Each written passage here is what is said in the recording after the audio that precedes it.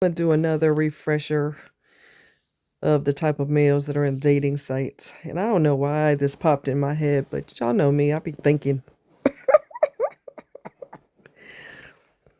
So apparently, this person, they were married before, I believe, and I do believe that he lost everything when he got a divorce because when the woman has kids, you know, the courts allow her to keep the house and that kind of thing because the kids got to have a roof over their head.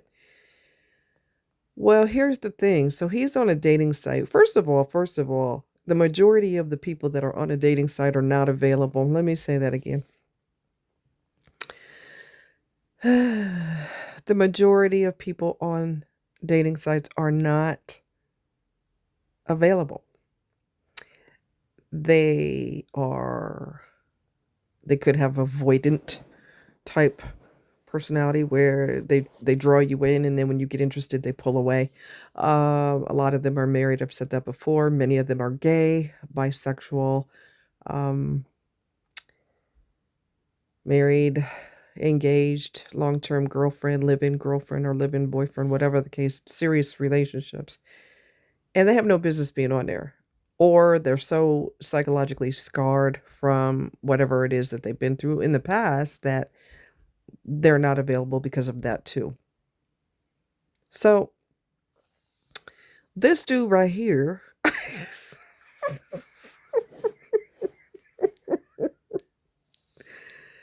what? So I think, like I said, I think he lost everything when he got a divorce because everything he uses is not his. It belongs to his company that he works for. Okay. So he doesn't have a vehicle. The truck that he drives is a real nice truck, don't get me wrong, but it belongs to his company.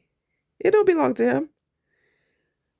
The apartment that he lives in, which is inside of a barn, I'm sure they treat it for pests and, obviously, right? And it might even be cute. Who knows? But it's inside of a barn, it's an apartment, and the company owns that too.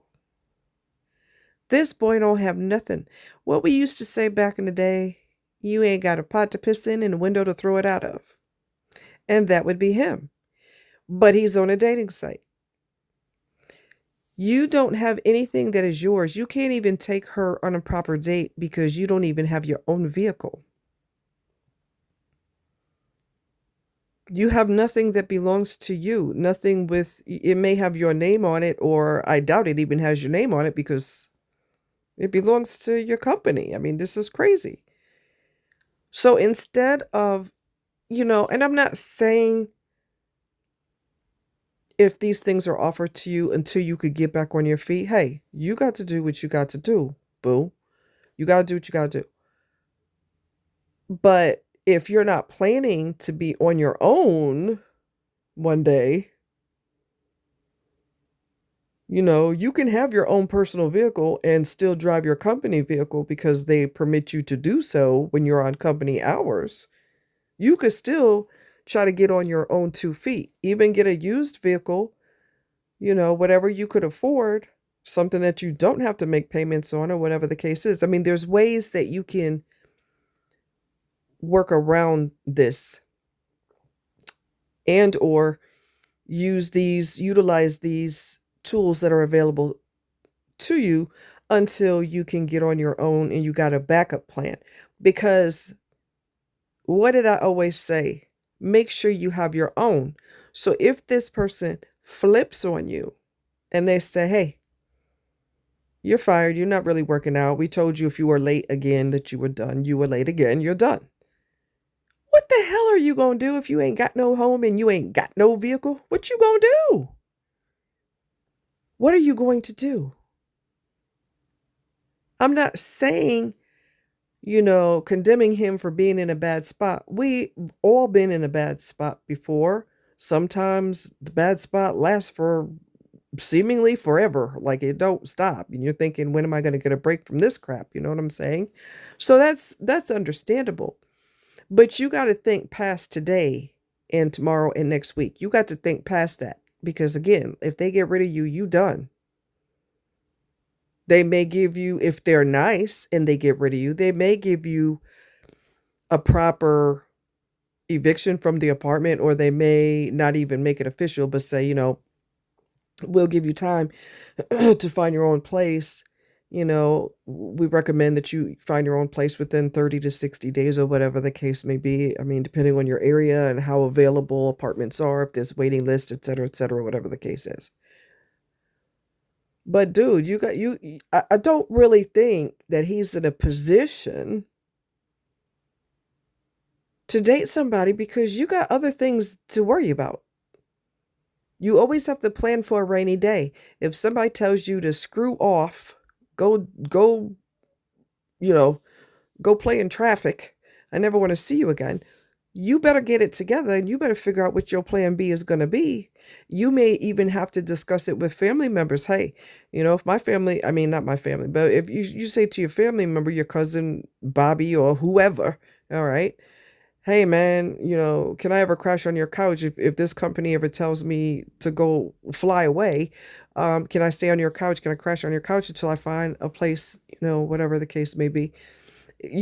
Have something lined up.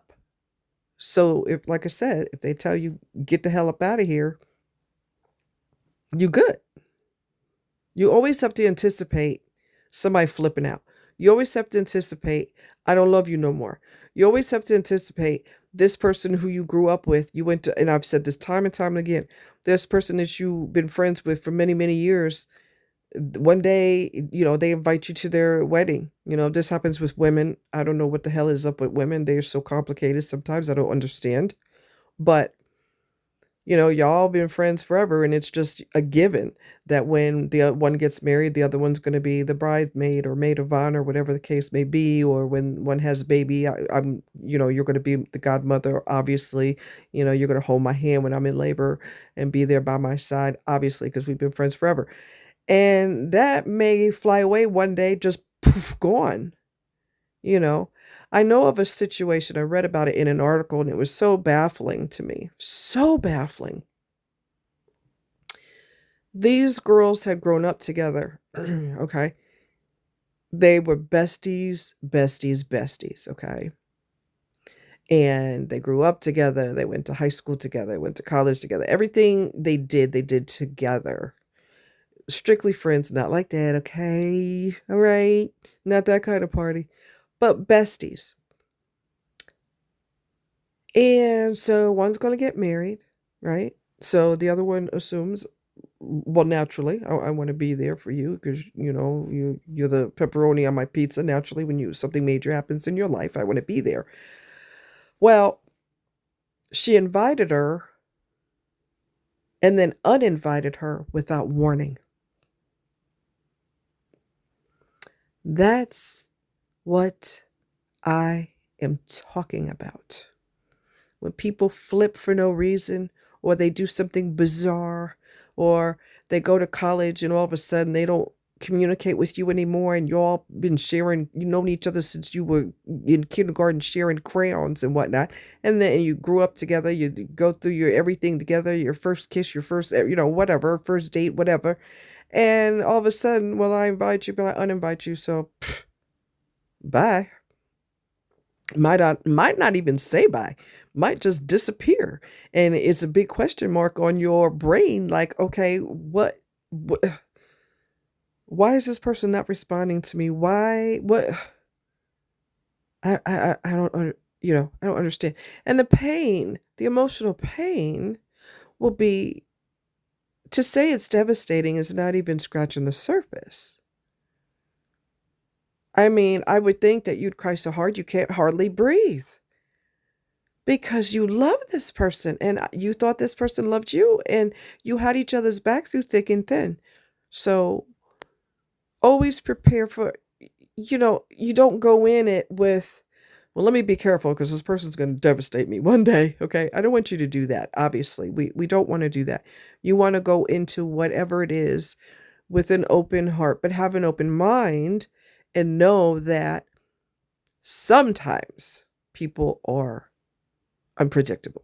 And sometimes they do things that baffle you. It's devastating beyond any words that could describe. You may never, and more than likely will never get an explanation as to why. So what you have to do in a situation like that is, because that person will not give you closure, a lot of times they won't give you closure.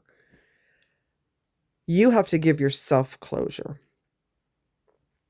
You need to write a journal or write yourself a letter, or and put it in a safekeeping, for safekeeping and this,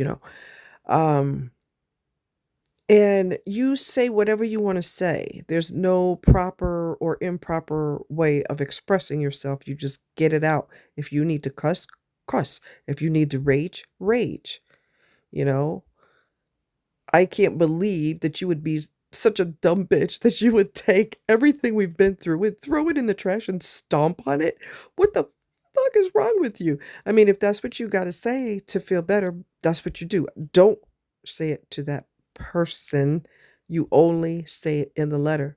And a letter or a journal is powerful. And I've said this before and I'll say it again. It's so powerful because it gets those words, the thoughts in your head, instead of circling in your head around and around and around, and you can't sleep at night and you're thinking, and why did this doesn't make any sense. We didn't have a falling out. What's going on? Instead of all the words swirling like alphabet soup in your head, okay, you write it down, and it gives those thoughts an outlet. It gives them an escape route. You know how you're going down the road and there's a detour and you're like, really? Really? But and it's inconvenient, it's a pain in the hiney, okay? However, there's signs, hopefully, okay? I've seen where they detour you and then the rest is up to you to figure out. Come on, really? And I was almost late going to work that day because of it. It's just stupid, asinine. Anyway, usually, if they're smart, they detour you to another road. Okay. And so this is your thought detour. You write these things down. You go a different route and you write it down, and it gives it an exit. So it's not stuck on the same road. It takes a little detour and you get your tension off, your stress off. It's still going to hurt. You have to give yourself patience and time and grace through the pain.